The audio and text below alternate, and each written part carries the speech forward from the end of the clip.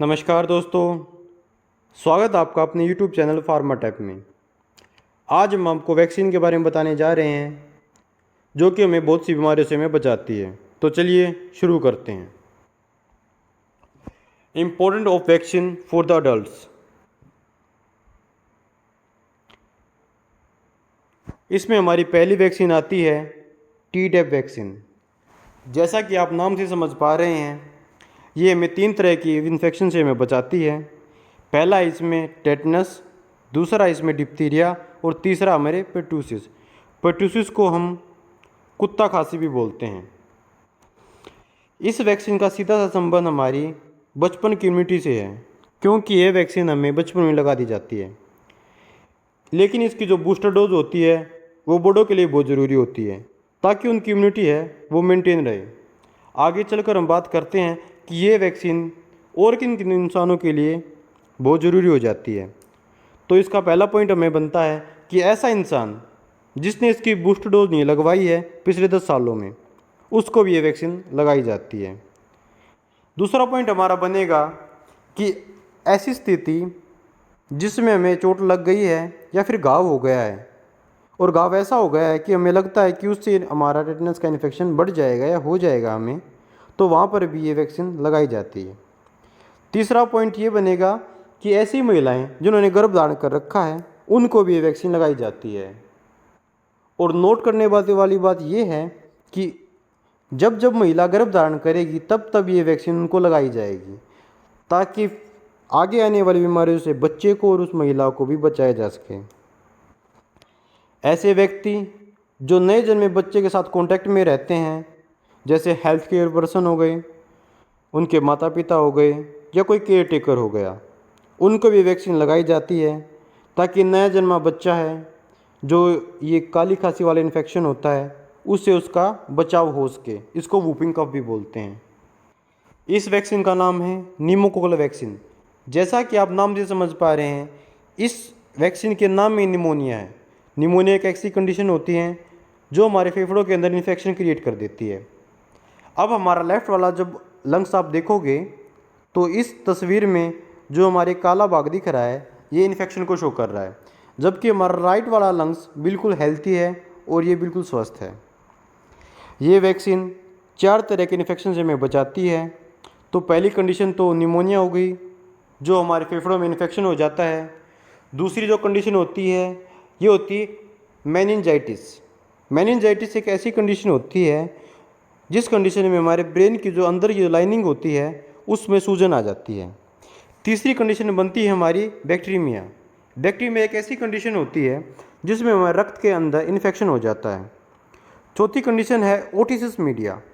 Otitis media एक ऐसी condition होती है जिसके अंदर हमारा जो कान होता है, कान का जो मध्य भाग होता है वहाँ पर इन्फेक्शन हो जाता है, तो उससे बचाव के लिए भी ये वैक्सीन दी जाती है। आगे चलकर हम देखते हैं कि ये वैक्सीन और किन किन इंसानों को दी जाती है। तो जैसा कि हम देख पा रहे हैं, वैसे तो वैक्सीन हमारे बचपन में दे दी जाती है, लेकिन ये वैक्सीन समय के रहते रहते अपना प्रभाव कम करना स्टार्ट कर देती है। तो इसलिए ऐसे इंसान जिनकी उम्र 50 साल से ऊपर हो गई है उनको भी ये सलाह दी जाती है कि ये वैक्सीन लगवा लें। दूसरा, उस कंडीशन में भी इस वैक्सीन का यूज़ किया जाता है जिन इंसान की उम्र 19 से 49 वर्ष के बीच में है और उनको या तो कोई हार्ट की दिक्कत है या डायबिटिक है या पेशेंट अस्थमेटिक है, मीन्स सांस की दिक्कत है, उनको भी ये वैक्सीन लगाई जाती है। इस वैक्सीन का नाम है टाइफाइड वैक्सीन। जैसा कि आप नाम से समझ पा रहे हैं, टाइफाइड एक ऐसी कंडीशन होती है जिसमें पेशेंट को बुखार आता है और ये बैक्टीरिया द्वारा फैलती है। इसका फैलने का मुख्य कारण होता है दूषित जल और दूषित भोजन ग्रहण करना। मान लीजिए कोई इंसान कंटामिनेटेड वाटर कंज्यूम कर रहा है, जिसको हम दूषित जल बोलते हैं, या ऐसा बासी भोजन ले रहा है, तो उसको टाइफाइड होने के लक्षण बहुत ज़्यादा हो जाते हैं। ये टाइफाइड की जो इन्फेक्शन होता है ये उन क्षेत्रों में भी बहुत ज़्यादा फैलता है जहाँ पर जो पानी है वो गंदा है, साफ़ सफाई बिल्कुल नहीं है, वहाँ पर भी ये फैलता है। टाइफाइड की जो वैक्सीन है वो किन किन को दी जाती है, आइए हम इस बारे में भी आपको बताते हैं। पहला तो ऐसे व्यक्तियों को दी जाती है जिनका आना जाना ऐसे क्षेत्र में है जहाँ पर टाइफाइड का खतरा पहले ही ज़्यादा या इन्फेक्शन फैला हुआ है, वहाँ पे उस इंसान को भी दी जाती है। दूसरा, ऐसे इंसान को टाइफाइड की वैक्सीन लगाई जाती है जो ऐसे व्यक्ति के कांटेक्ट में रहता है जिसको टाइफाइड है या वो टाइफाइड को लेके आ सकता है, उस इंसान को भी ये वैक्सीन दी जाती है। तीसरी कंडीशन ऐसी होती है कि वो पर्सन जो ऐसे व्यक्ति को संभालते हैं जिनको टाइफाइड है, उनको भी ये वैक्सीन लगाई जाती है। चौथा पॉइंट हमारा बनता है कि हॉस्पिटलिटी वर्कर मीन्स ऐसे वर्कर जो अस्पताल में काम करते हैं, और फूड हैंडलर्स वो होते हैं जो खाना वगैरह बनाते हैं और पेशेंट को देते हैं, उनको भी वैक्सीन लगाई जाती है ताकि उनके द्वारा और किसी को ये खतरा ना हो, ये इन्फेक्शन ना बने। लास्ट पॉइंट हमारा बनेगा कि ये वैक्सीन उनको भी लगाई जाती है जिनकी इम्यूनिटी ही बिल्कुल लो हो चुकी है, बिल्कुल वीक हो चुकी है। मतलब अगर वो थोड़े से इन्फेक्शन में कहीं जाएंगे हल्के फुल्के में तो भी वो इन्फेक्शन का शिकार हो सकते हैं, तो उनको भी पहले ये वैक्सीन लगा दी जाती है ताकि उनको इस इन्फेक्शन से बचाया जा सके। हमारी लास्ट वैक्सीन का नाम है रेबीज़ वैक्सीन। आमतौर पर आपने इसका नाम भी सुना होगा। ये वैक्सीन हमें रेबीज़ नामक बीमारी से बचाती है।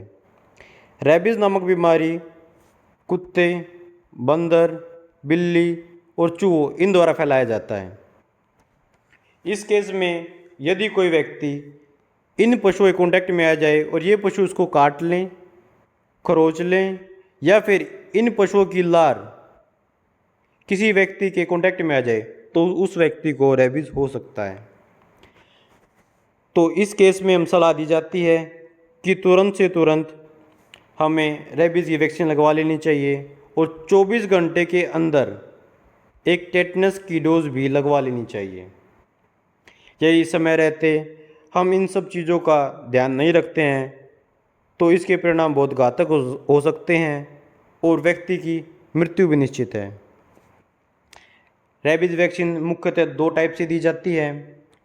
यदि कोई व्यक्ति इस वैक्सीन को पहले ही ले लेता है ताकि वो आगे आने वाले खतरे से बचा रहे तो उसको प्री एक्सपोजर वैक्सीन बोलते हैं।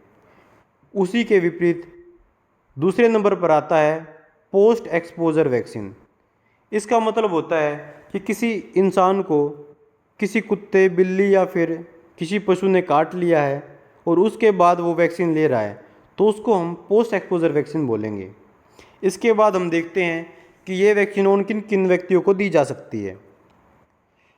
तो पहले नंबर पे आता है वो इंसान जो पशुओं का रख रखाव करते हैं या उनको संभालते हैं या उनके साथ काम करते हैं, उनको ये वैक्सीन दी जा सकती है।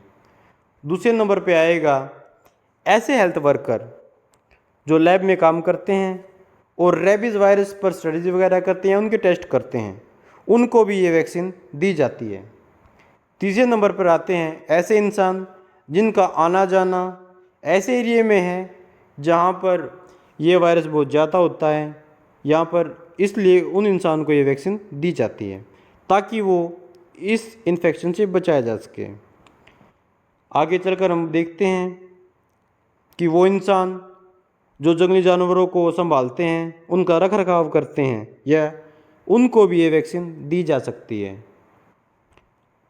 और लास्ट पॉइंट हमारा बनेगा ऐसे इंसान जो पालतू पशु रखते हैं, घूमते फिरते हैं उनके साथ और उसी एरिया में आवारा पशु भी रहते हैं, ऐसे इंसानों को भी ये वैक्सीन दी जाती है ताकि उनको इन्फेक्शन से बचाया जा सके